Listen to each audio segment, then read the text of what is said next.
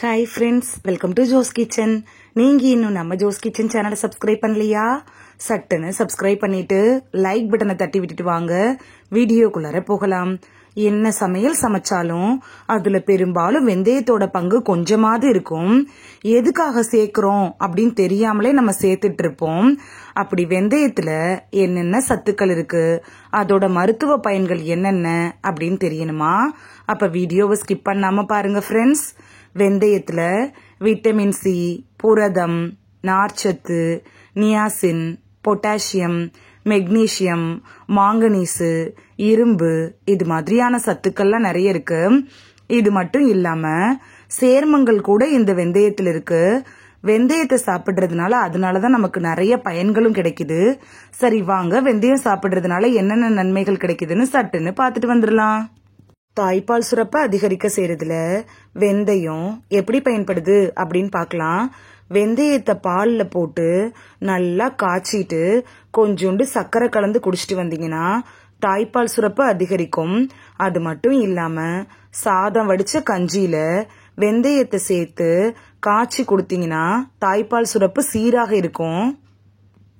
சரும பளபளப்புக்கு வெந்தயம் எப்படி பயன்படுது அப்படின்னு பார்க்கலாம். வெந்தயத்துல இருக்கக்கூடிய விட்டமின் சி பளபளப்பான சருமத்துக்கு உதவுது. இத அரைச்சு முகத்துல தடவிட்டு 20 மினிட்ஸ் கழிச்சு கழுவுனீங்கன்னா வறட்சி தன்மையெல்லாம் நீங்கி பொலிவு பெறும். அது மட்டும் இல்லாம நைட்டு தூங்குறதுக்கு முன்னாடி வெந்தய பொடிய முகத்துல தடவி அதுக்கப்புறம் கழுவிட்டு டவலால தொடச்சிட்டீங்க அப்படின்னா முகம் நல்லா பளிச்சுன்னு இருக்கும். பேன், பொடுகு தொல்லையிலிருந்து விடுபட செய்யறதுல வெந்தயம் எப்படி பயன்படுது அப்படின்னு பார்க்கலாம். தேங்காய் எண்ணெயில வெந்தயம், கற்பூரத்தை போட்டு ஒரு நாள் முழுக்க ஊற வச்சிருங்க.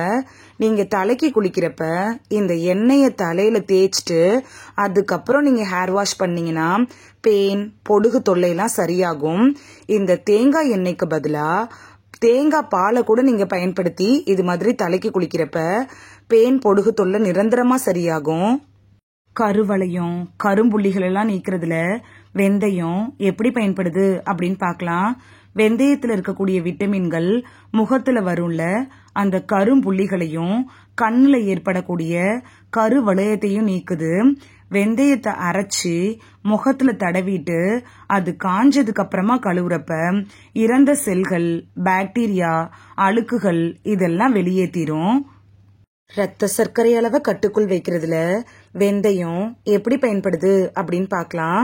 வெந்தயம் சீரற்ற உணவு பழக்கம் காரணமா ரத்தத்துல அதிகரிச்ச சர்க்கரையோட அளவை கட்டுப்படுத்தி சர்க்கரை நோய் ஏற்படுறதை தடுக்குது.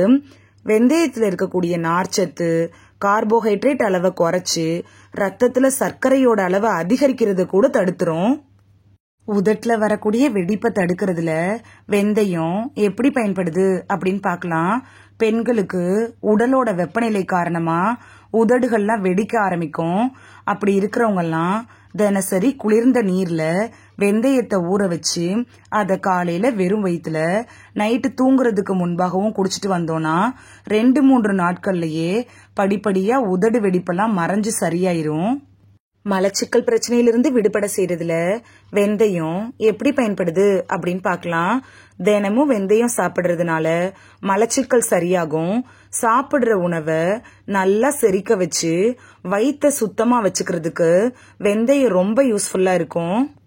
தொண்டை புண், வயிற்று புண்களை குணமாக்குறதுல வெந்தயம் எப்படி பயன்படுது அப்படின்னு பார்க்கலாம்.